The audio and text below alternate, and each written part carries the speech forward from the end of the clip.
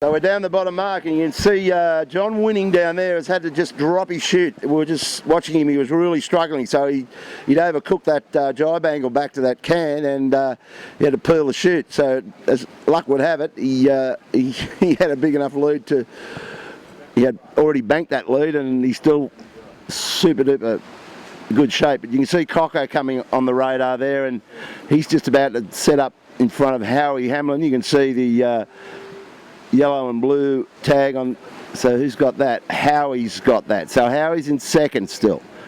And Smeg's overcooked it. He's down there bareheaded. So yeah, they're just going to have to watch these angles. Of course, this afternoon on the bridge to bridge, you've got the whole of San Francisco Bay to work with. But you just got to line up the Bay Bridge at the very end where it gets really light down there, and that's where all the kiteboarders usually suffer, and the sailboards, or particularly the kiteboarders, they need pressure to keep themselves heading at the mark. Anyway, that's our rounding for you. Woody leads them to Howie, to I think that's Smeg next. He's beaten Coco around, and then Grant Rollerson and the peloton in pursuit.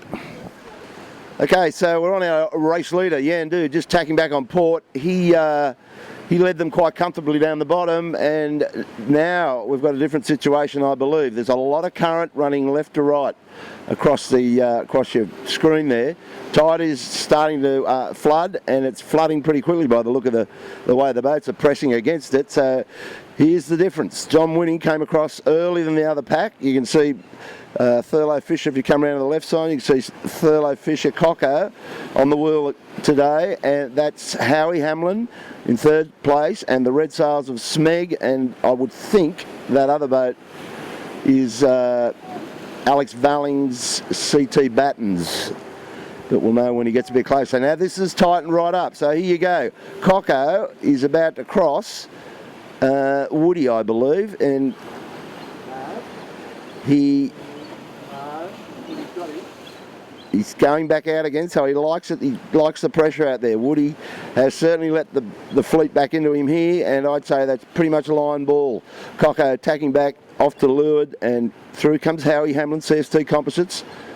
Smeg, Nicky Press will follow Howie through, and that could be Harkin, that next boat.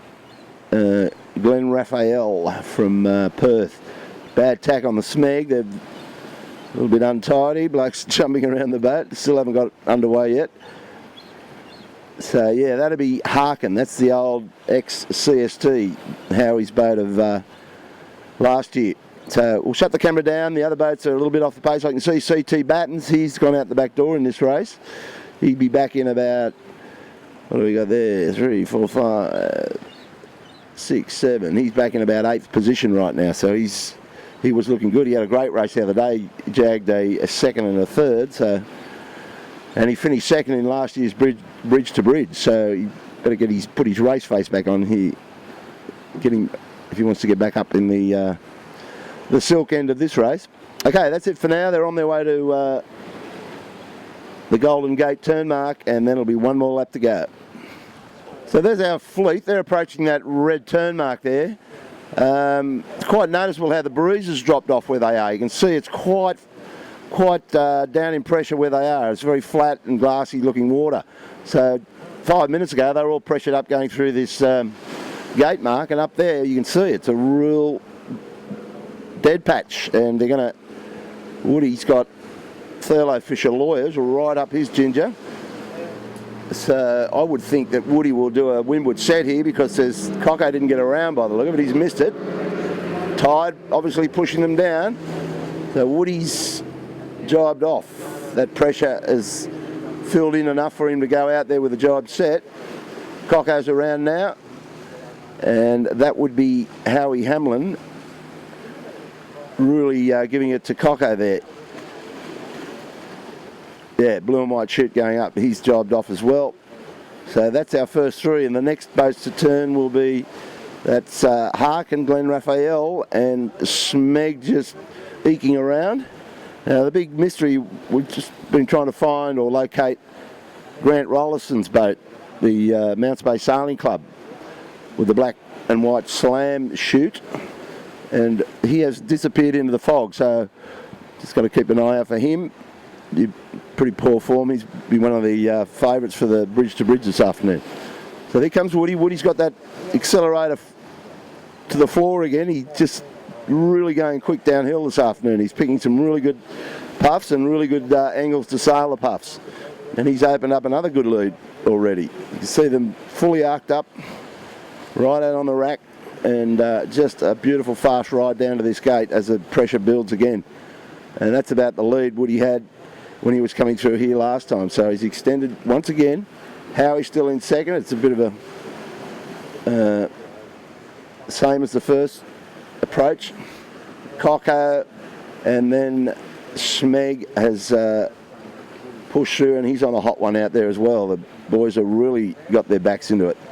So this is boding well for this afternoon's bridge. A lot of holes in this breeze out here, but not really sure what's going to happen this afternoon. Probably get a bit of everything, but there's plenty of fog, I can tell you that much.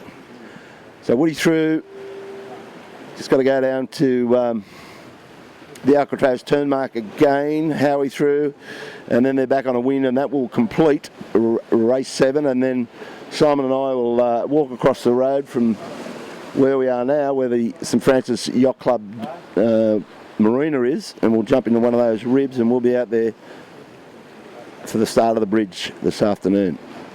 Back comes Smeg boys, overcooked it. So this breeze is all over the shop. It's pretty hard by the look of it. They're all struggling with these jibe angles to lay marks and lay and lay this gate mark at this point. Glenn Raphael, same problem, overcooked and struggling a bit. And the rest of the boats are way back. So we'll turn the camera off here and let you know how they go, whether Woody can hold the rest of the chasers. And it's a pretty good chase from Howie and Coco right now. This race ain't over by a long shot. Talk to you soon. Okay, so here's a bit of a turn up. We've just got the camera aimed at that bottom mark down there, and Howie Hamlin has peeled his chute, and I would think that he's got through John Winning's Yandu on that way down there. He's just jibed back, so we've got a new leader, Howie Hamlin. You can see the gains that are being made out here under Spinnaker this afternoon. There's obviously lines of pressure that are going down the course that aren't fully across the course. So if you jag and Thurlow's right in there as well. So this is going to be a ding-dong battle of the finish. We've got the 3 boats side by side down there, and as I was saying, there's lines of pressure, and you might be able to see them in the vision there. And if you can jibe on the pressure and set your angles up, it makes a big difference. So now we've got a real race back on our hands again. The next boat in is Harkin, I believe, and that's the red sails of Smeg. And Mike Martin, Jono Whitty, blazing away famously there. The mighty Panasonic Lumix is up into 6th place. And still no sign of Grant Rollerson. Says he's obviously broken something and is getting a tow back, I would think. So that's our race. We'll turn the camera back on as they head towards this finish line, but it's a real ding-dong battle now for the top 3 positions.